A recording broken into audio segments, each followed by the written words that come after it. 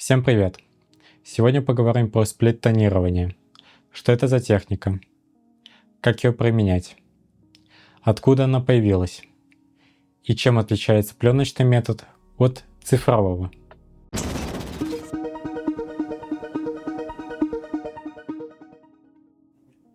Сплит-тон — это цветовая техника, при которой тени и блики приобретают разные оттенки. Наиболее популярное цветовое решение — добавить в светлые участки теплые оттенки, а в темные — холодные. Чтобы глубже понять процесс сплит-тонирования, давайте разберемся, откуда пришел этот метод.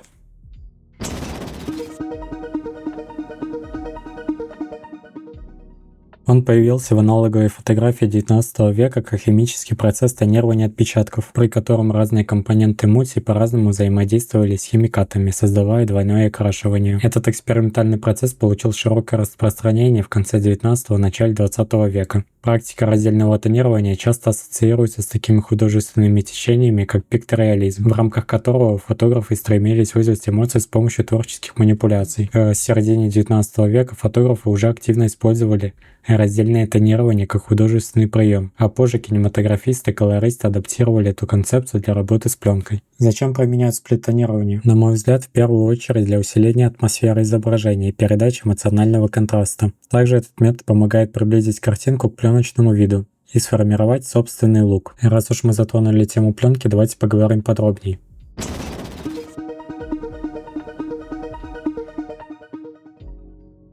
Отличительная черта между пленочными методами и цифровым заключается в том, что на пленке сплит-тонирование не имело четкой изоляции тени и света.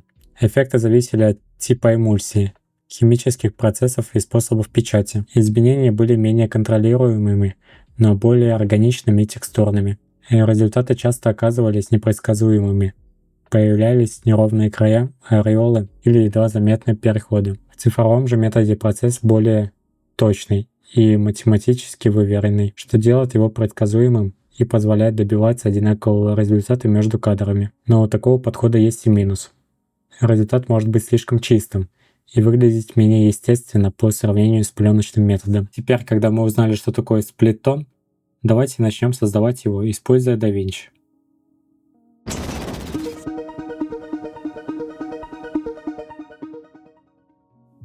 Итак, первый способ — это крутить ползунки Gain и Lift. Для этого ползунок Gain мы смещаем к теплому оттенку.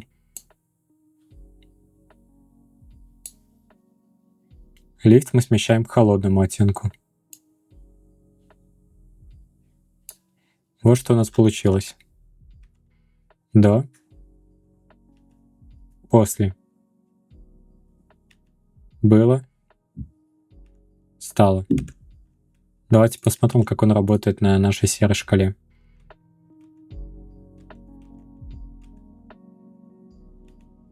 До. После. До. После. Этот способ отлично подойдет, если вы хотите получить быстрый результат. А следующий способ — это использовать наши кривые. Перед тем, как настроить кривую, нам нужно сначала настроить саму ноду. Для этого Luminance Mix мы ставим на 0. И нам нужно указать, где располагается наш серый цвет.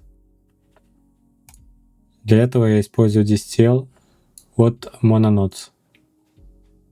Можете скачать у него на сайте бесплатно. Выбираем DaVinci Intermedia. Переходим к кривым, закрепляем наш серый цвет. Теперь можно отключить данную ноду и настраивать кривую. Так, давайте выберем красный цвет. Смещаем красный ползунок вверх. Теперь зеленый. Чуть-чуть. Тоже вверх смещаем. Теперь синий ползунок. Ой. Вот это как раз таки и минусы этого способа. Теперь синий мы смещаем вниз. В тенях наоборот. Мы красный смещаем вниз, а теплый вверх. Вот что у нас получилось. до, после, до, после. Вот как он работает на нашей серой шкале. Этот способ наиболее популярный, так что советую использовать его.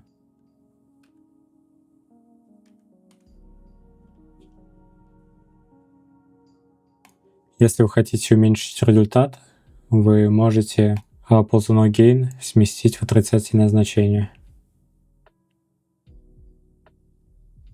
Вот вы меньше будете влиять на наше изображение. До, после, до, после.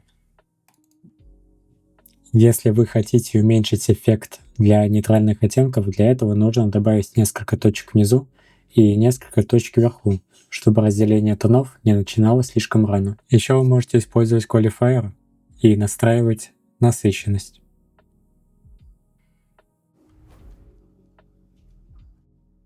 Последнее обновление DaVinci выпустило эффект под названием Split Tone. Его неплохо можно контролировать. Можно сделать так, чтобы мы не влияли на наши нейтральные области. Следующий эффект использует в конце нодового узла. Он называется Film Look Creator. Он создан для имитации пленочного вида. В нем есть отдельный параметр под названием Split Tone, но тут меньшая настройка для сплит-тонирования в отличие от отдельного эффекта. Еще вы можете использовать HDR-ползунки, но с ними нужно быть осторожными, так как они очень чувствительны. Как вы поняли, для получения эффекта сплит-тонирования способов немало. Но какой лучше всего использовать и какой чаще используют профессионалы? По моему личному мнению, я рекомендую использовать кривую. Вы можете визуально видеть, какой канал вы настраиваете. Кривые легко можно контролировать.